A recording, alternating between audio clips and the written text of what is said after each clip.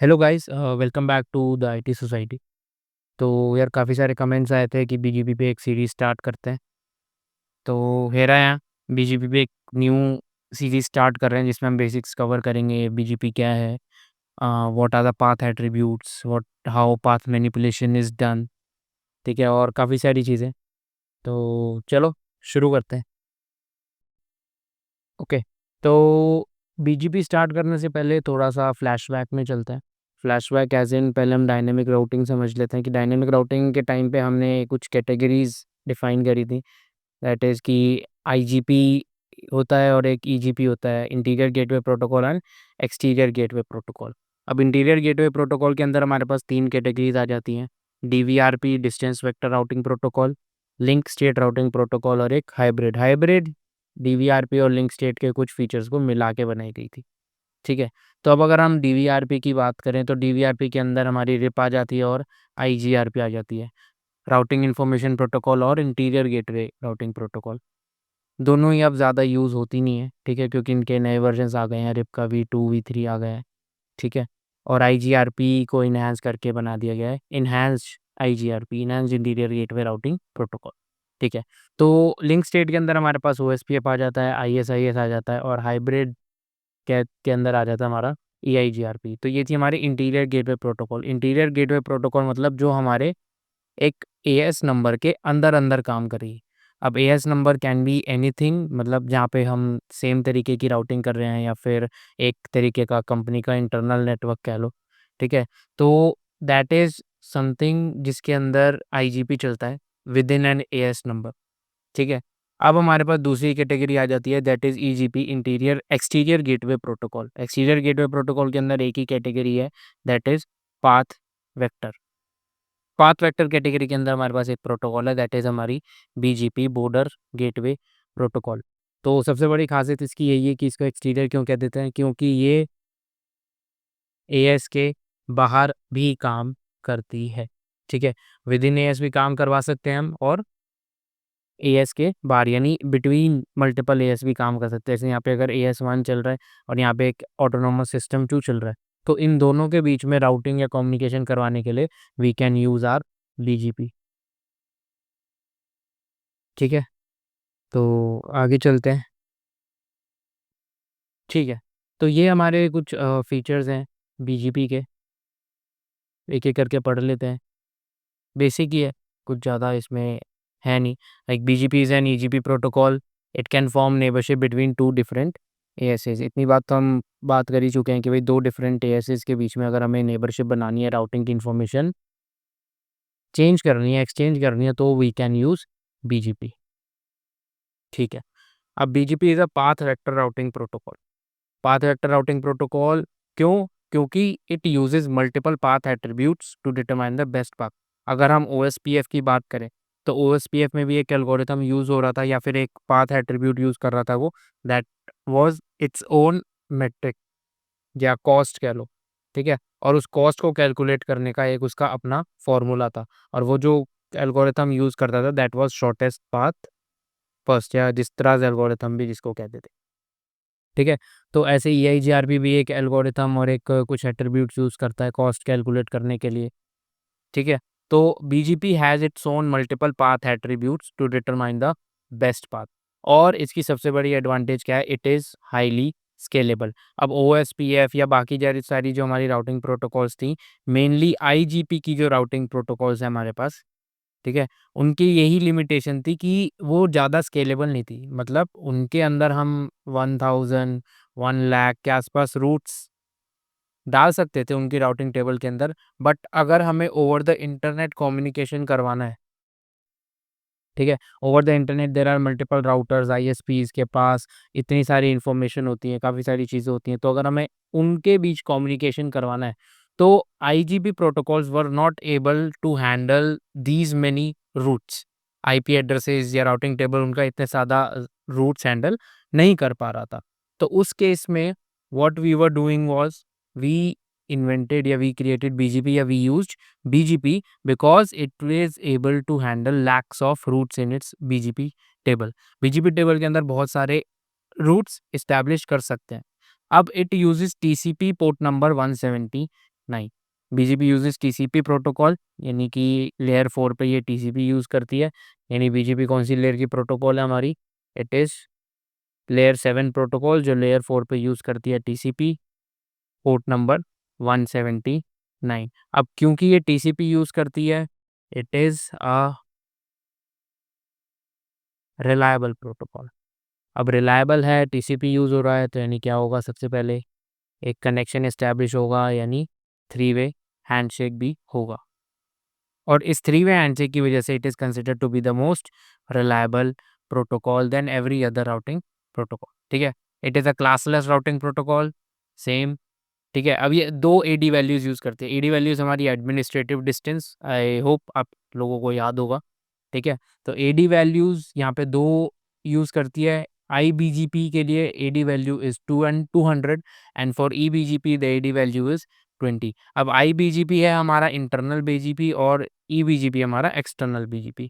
Internal BGP और external BGP में क्या फ़र्क है? बस AS का फ़र्क है. एक्सटर्नल BGP काम करेगा, मतलब AS इज़ 2 डिफरेंट AS के बीच में, और IBGP काम करेगा विदिन एन AS. ठीक है. तो दो डिफरेंट एडी वैल्यूज़ यूज़ करता है, 200 एंड 20. अब यहाँ पे बात ये आती है कि अगर दो एडी वैल्यूज़ यूज़ करता है, तो अगर दोनों तरफ से रूट आ रहा है, मतलब एक एक्सटर्नल से रूट आ रहा है और एक इंटरनल IBGP से भी रूट आ रहा है, तो which one will be preferred? तो नीचे कमेंट करके बताओ कि which one will be preferred, IBGP या EBGP based on their AD values. ठीक है. तो अब बात कर लेते हैं थोड़ी-सी AS नंबर के बारे में. What is an AS number? AS number is a 16 bit value ranging from 0 to 65535. क्योंकि 16 बिट वैल्यू है, तो 65535 से ये डिनोट, मतलब जी इसकी रेंज जो है 65535 तक है, यानी कि टोटल नंबर आप 65536 इतने AS नंबर क्रिएट कर सकते हैं. अब इसमें से जैसे हम वीलैन्स की बात करते थे, कुछ रिज़र्व, प्राइवेट, पब्लिक एटसेट्रा, तो इसी हिसाब से जो AS नंबर 0 है हमारा, दैट इज़ रिज़र्व. ठीक है. 0 हमारा रिज़र्व्ड है. 1 टू 64495 हमारे पब्लिक AS नंबर्स हैं जो हम यूज़ कर सकते हैं. ठीक है, इन पब्लिक. तो और ये जो रेंज है हमारी, that is reserved to use for documentation.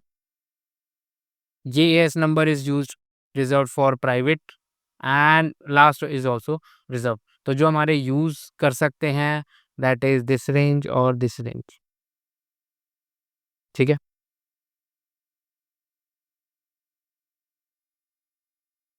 अब यहाँ पे बात आती है कि BGP sends all packets as a unicast, यानी BGP का कोई मल्टीकास्ट एड्रेस नहीं होता. ऐसा क्यों होता है? Because it uses TCP reliable protocol है, क्योंकि जो भी इसका नेबर होता है, अगर यहाँ पे एक राउटर 2 नेबर है और राउटर 1, इन दोनों को आपस में नेबरशिप एस्टैब्लिश करनी है, तो बिकॉज ऑफ TCP ये क्या करेंगे? पहले एक कनेक्शन एस्टैब्लिश करेंगे by using a three way handshake. अब थ्री वे हैंडशेक का यूज़ करके अगर ये लोग कनेक्शन बना चुके हैं और R1 को पता है that my neighbour is R2, तो it will not be sending any multicast packets. It will only send unicast packets which are destined for R2. ठीक है. It only supports MD5 authentication. Routers को identify करने के लिए, उनके बीच integrity maintain करने के लिए ये MD5 ऑथेंटिकेशन यूज़ करता है. ठीक है. It doesn't support dynamic discovery, dynamic neighbour discovery. तो अब डायनेमिक नेबर डिस्कवरी के अंदर क्या था? अगर OSPF की हम बात करें, तो हमें OSPF को बताना नहीं पड़ता था कि भाई आपका नेबर कहीं है.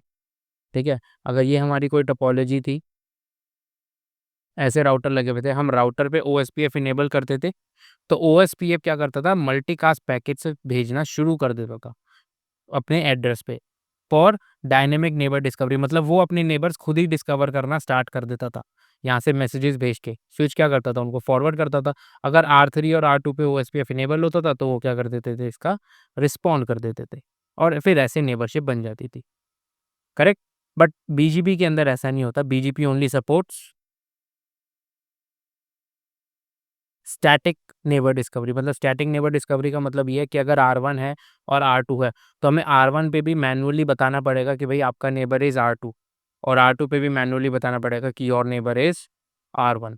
तभी ये दोनों आपस में पैकेट्स का एक्सचेंज, थ्री वे हैंडशेक और ये सब चीज़ें करेंगे और बीजीपी की नेबरशिप बनाएँगे, ठीक है? और बीजीपी की नेबरशिप बनने के बाद इनके बाद पाथ एट्रीब्यूट्स और रूट्स वगैरह वो सारी चीज़ें एक्सचेंज होंगे, वो हम आगे पढ़ेंगे कि नेबरशिप की स्टेट्स क्या होती हैं, what are the packet types BGP के अंदर। Now the limitations, we can't configure more than 1 AS on a single router. अब एक राउटर है, राउटर के अंदर एक एएस है, एएस 100 लेट्स सपोज़, तो इस राउटर पे मैं एएस 200 नहीं चला सकता। Router 1 can only have a single as. अब राउटर 1 एएस 100 में है और राउटर 2 एएस 200 में है, ठीक है? और मुझे इन दोनों के बीच में नेबरशिप बनानी है। तो कौन-सी नेबरशिप बनेगी? 2 ऑप्शंस है हमारे पास, आईबीजीपी और ईबीजीपी, ठीक है? नीचे कमेंट्स में बता देना मेरे को कि आईबीजीपी नेबरशिप है या फिर ईबीजीपी नेबरशिप है। ये क्वेश्चन मैं आपके लिए छोड़ता हूँ। ओके, तो there is slow convergence as compared to IBGP. Convergence मतलब कोई भी चेंज आता है टोपोलॉजी के अंदर, तो उसको कन्वर्ज होने में आईजीपी के अकॉर्डिंग थोड़ा-सा ज़्यादा टाइम लगेगा। बिकॉज़ मल्टीपल एएससीज़ हैं, मल्टीपल रूट्स हैं, स्टैटिक नेबरशिप है, ठीक है? तो उन सारे फैक्टर्स को कंसीडर करते हुए थोड़ा-सा ज़्यादा टाइम लगेगा बीजीपी को कन्वर्ज होने में, ठीक है? अब कुछ पॉइंटर्स की बात कर लेते हैं, व्हाई वी यूज़ बीजीपी, ठीक है? ओके। हुँ, ठीक। नाउ अब IG protocol such as EIGRP, OSPF work well within the small network. ये तो हम बात कर ही चुके हैं। क्यों? क्योंकि they can handle up to 1000 routes. अब 1000 रूट्स उसके राउटिंग टेबल में राउटर हैंडल कर सकता है। ओएसपीएफ जब डेटाबेस एक्सचेंज करता है, तो it can handle 1000 routes, up to 1000 routes, more और less, but more than that they slow down. ठीक है? इससे ज़्यादा 1000 की जगह 10,000 रूट्स हों, 15,000, 20,000 रूट्स हों, तो राउटर 1 और राउटर 2 के बीच में अगर ओएसपीएफ या ईजीआरपी चल रहा है, तो they tend to slow down. अब उसके हिसाब से कन्वर्जेंस भी स्लो डाउन होगी, विल एक्सपीरियंस लेटेंसी, क्योंकि राउटिंग डेटाबेस एक्सचेंज करने में ही बहुत सारा टाइम और बहुत सारी बैंडविड्थ हमारी यूटिलाइज़ हो जाएगी।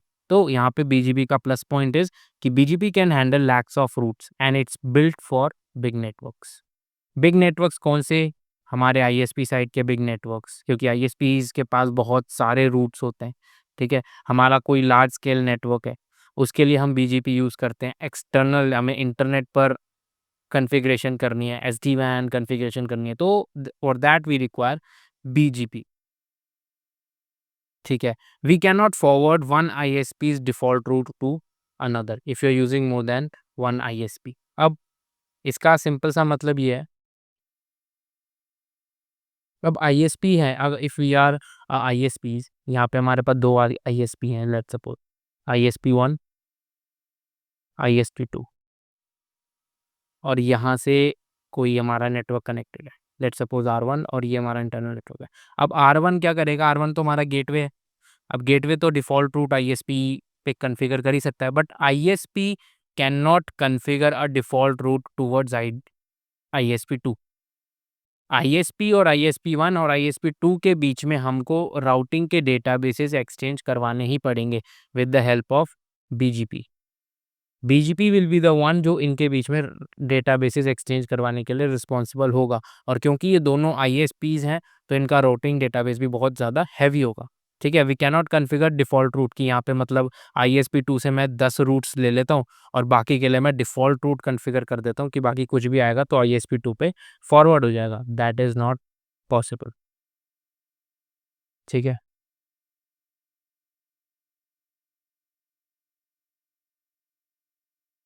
अब आईजीपी के अंदर अगर एक रूट डाउन जाता है, तो it affects the complete topology. ठीक है? ओएसपीएफ के अंदर भी हमने देखा था, अगर कोई एक लूप बैक ही डाउन जा रहा है या कोई भी इंटरफ़ेस डाउन जा रहा है या फ्लैप कर रहा है, तो उसकी वजह से क्या जनरेट करता था राउटर 1? LSA। अब उन LSAs की मदद से पूरी टोपोलॉजी के अंदर LSAs फ्लड कर दिए जाते थे, भेज दिए जाते थे कि भाई ये R1 की टोपोलॉजी के अंदर ये चेंज आया है, ठीक है।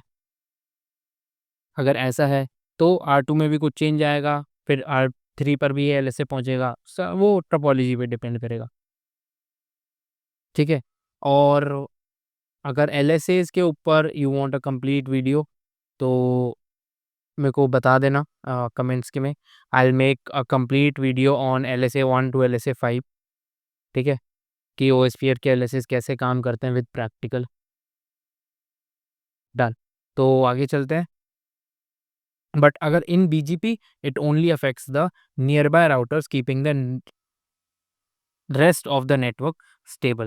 मतलब BGP के अंदर जो नियर बाय राउटर्स हैं दे विल बी अफेक्टेड। अगर R1 कनेक्टेड है R2 से, R3 से, और ये हमारा है R4, तो R4 पे कोई इफेक्ट नहीं होगा, only R2 and R3 the adjacent routers will be affected by this change in R1's database, routing database, ठीक है।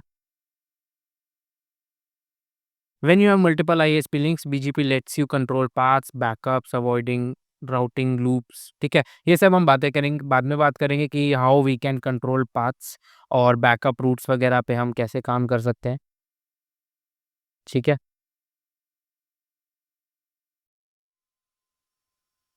Large data centres often use BGP even internally to avoid heavy IGP flooding. तो ये सारा theoretical part है।